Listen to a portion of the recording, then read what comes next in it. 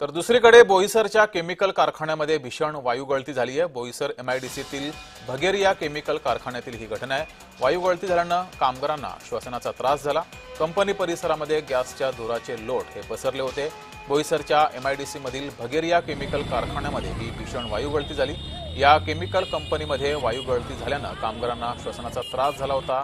गॅसच्या धुराचे लोट हे हवेत पसरले होते। आज 2:30 वाजे सुमारास बोईसर पोलीस स्टेशन हद्दीमध्ये बगेरिया केमिकल्स येथे ओलियम गॅस गळती, एक सस्पेक्टेड ओलियम गॅस गळती झालेली आहे। तर गॅस अजूनही बाहेर येतोय आणि एमआयडीसी, फायर ब्रिगेड तसेच पोलीस विभाग तसेच इतर विभागांच्या मार्फतीने हा गॅस लवकरात लवकर कसा थांबवण्यात येईल याचे प्रयत्न करण्यात येते। पोलीस आणि जिल्हा प्रशासनाकडून नागरिकांना विनंती करण्यात येते की आपण हे जे काही गॅस लीक होतोय या दिशेने, त्यापासून वाऱ्याच्या विरुद्ध दिशेने आपण प्रवास करावा। या संदर्भात अधिक माहिती घेतली आमचे प्रतिनिधी विनायक पवार यांनी। पाहूयात।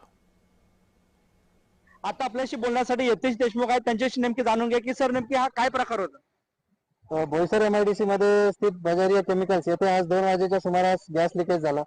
गॅस लिकेजची माहिती मिळताच त्वरित बोईसर पोलीस तसेच वरिष्ठ अधिकारी त्वरित घटनास्थळी धाव घेऊन फायर ब्रिगेड तसेच इतर विभागांशी संपर्क साधून लवकरात लवकर हा गॅस कसा थांबवण्यात येईल गळती याचे प्रयत्न सुरू आहेत। गॅस गळती अजूनही सुरूच आहे। गॅसच्या जे काही आतमधले जो गॅस लिकेजचा सोर्स आहे तिथे पोहोचण्यासाठी व्हिजिबिलिटीचा इश्यू होतोय आणि फायर ब्रिगेड डिपार्टमेंटला अजूनही अडचणी येतात, पण त्यावरती मात करण्याचा प्रयत्न करतायत। आजूबाजूच्या परिसरातील कंपनी तसेच रेसिडेन्शियल एरिया हेही खाली करण्यात येत आहे आणि नागरिकांना एक आवाहन करण्यात येते की आपण हे जे काही धुराचे लोट जे दिसतात त्यापासून वाऱ्याच्या विरुद्ध दिशेने आपण जाऊन सुरक्षित जागी पोहोचावे।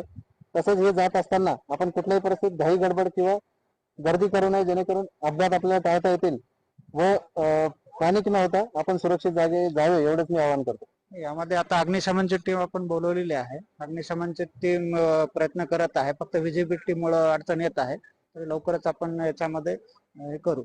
तूर्त नागरिकांना माननीय एसपी सरांनी ज्या सतर्कतेच्या सूचना दिलेल्या आहेत त्या दृष्टीने ओला रुमाल आणि मास्क घालूनच असलं पाहिजे आणि वाऱ्याच्या विरुद्ध दिशेने आपण न जाता वाऱ्याच्या दिशेने गेलं पाहिजे। जय महाराष्ट्र न्यूजसाठी विनायक पवार, पालघर।